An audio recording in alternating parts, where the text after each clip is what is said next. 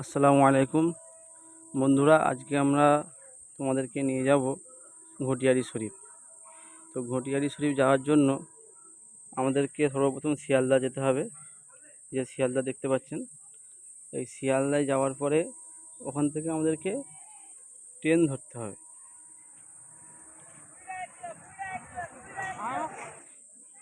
এই দেখেন, আমার শিয়ালদা স্টেশনে এসে গেছি।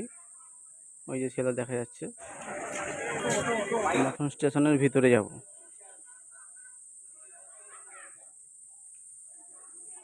চলে এলাম স্টেশনের ভিতরে। এবার আমরা দেখব যে ক্যানিং লোকাল কোথায় আছে।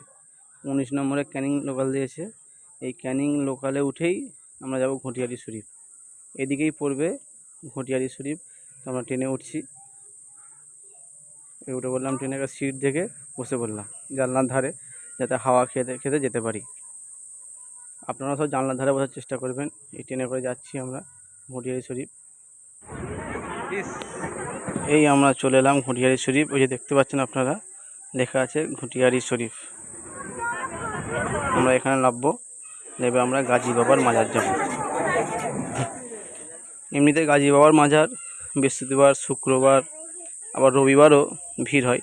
তো আমরা এটা সোমবারে যাচ্ছি, এই জন্য যাতে ফাঁকা থাকে, সমস্ত কিছু ভালোভাবে ভিডিও করে দেখা যায় এবং দেখানো যেতে পারে। সেই জন্য আমরা স্টেশন থেকে নেমে সোজা একটু হেঁটে ডান দিকে বাঁকবো।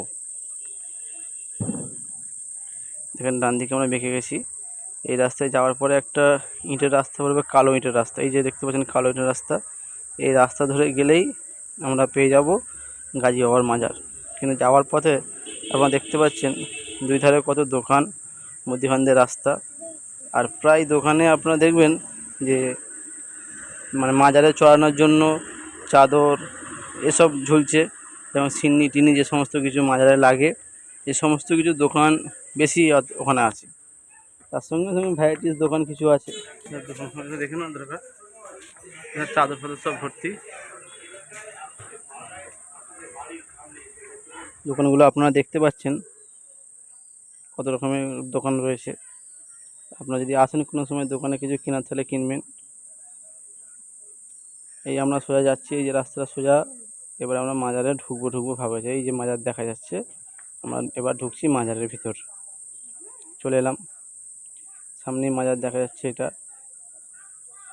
এটা মাজারের এরিয়া। সব ভিতরে গাজী বাবার মাজার আছে। এগুলো সব মাজারের বাউন্ডারি বা জায়গা। দেখতে পাচ্ছেন আপনারা। দোকানগুলো দেখেন আপনারা কি বিক্রি হচ্ছে। বেশিরভাগ সব গোলাপ পানি, চাদর, সিন্নি এসবই বিক্রি হচ্ছে বেশি। এটা দেখতে পাচ্ছেন, এটা হচ্ছে মসজিদ। এটা হলো গাজী বাবার মাজার। আমরা পরে গিয়ে ভিতরটা পুরো দেখাবো। এখন এটা দেখে নেন যে এটা গাজী বাবার মাজার। ভিতরে ফ্যান চলছে।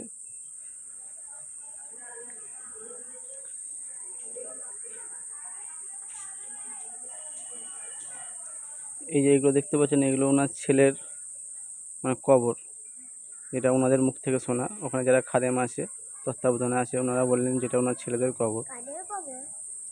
এগুলো মাজারের সব বাদবাকিগুলো সব মাজারের এরিয়া। ওই ওখানে ভিড় আছে, কি আছে দেখা যাক। ওখানে দু চারটে লোক কেন উঁকি মারছে, একবার গিয়ে দেখি। চলে এলাম। আচ্ছা, এখানেও মাজার রয়েছে। এখানে দুটো মাজার রয়েছে। তো কিসের মাজার আমাদের কাছে জেনে দেখা যাক। এই যে ভদ্রলোকটা দেখতে পাচ্ছেন, ওনার নাকি একটা দাদা আর দাদি, এই দুজনের মাজার।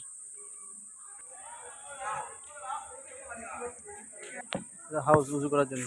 এই যে হাউসটা দেখতে পাচ্ছেন, এখানে মানুষ উজু করে। উজু করার জন্য এটা বানানো হয়েছে। যারা নামাজ পড়বে এখানে উজু করবে। এসব দোকান, বিভিন্ন দোকান। আমরা এখন যাবো সেই পুকুর, পবিত্র মক্কা পুকুর। আপনারা দেখতে পারবেন মক্কা পুকুরটা দেখতে পাচ্ছেন। এখানে লেখা আছে বোর্ডে পবিত্র মক্কা পুকুর। এখানে হাত পা মুখ ধোয়া নিষিদ্ধ। এখানে পুকুরে যেটা হয়, যেটা আমরা শুনেছি, যে এখানে নাকি ডেকে করে বাচ্চাদেরকে ভাসানো হয়। তার সাথে সাথে গোলাপ ফুল কিনে পুকুরে ভাসানো হয়। সেই ফুল যদি ফিরে আসে নাকি মানুষের মানসিক পূরণ হয়, বা যেই আশা আকাঙ্ক্ষা থাকে সেটা নাকি পূরণ হয়ে যায়, এরকম ধারণা মানুষের আছে। তো সেই অনুপাতে তারা ফুল কিনে এখানে ভাসায়। এই যে পুকুরটা দেখতে পাচ্ছেন, বড় পুকুর। এই পুকুরের পানি মানুষ খায়, হাত পা মুখ ধোয় না। এখানে আচার দোকান আছে, এই দেখেন আচার দোকান। প্রায় মানুষ এলে এখানে আচার কিনে খায়। এটা নাকি অনেক পুরনো দোকান, ওনার বাপ দাদা থেকে এই দোকান চালিয়ে আসছে, এখন ইনি চালাচ্ছেন। পুকুরের পাশে একদম আচার দোকানটা। এই পুকুরটা এখন এত খালি দেখাচ্ছে, বৃহস্পতিবার শুক্রবার যখন লোক হয় এখানে, তো পুরো পুকুরের ধারগুলো লোকে ভর্তি হয়ে যায়। এবার আমরা মাজারের ভিতরটা আপনাদেরকে দেখাবো, মাজারের পুরো ভিতরটা। এই দেখেন মাজারের ভিতরে, এটা পুরো ভিতরটা দেখেন। এটা হচ্ছে মাজার শরীফ বা গাজী বাবার যে মাজার, এটা হলো সেই মাজার। এই জানলা দেখছেন, ওই জানলাতে অনেক তালা মারা আছে, তালা চাবি নিয়ে তালাগুলো আটা আছে। ওপরটা আপনার দেখাই একবার, পাখা আছে, গম্বুজের মতো করা আছে ওপর।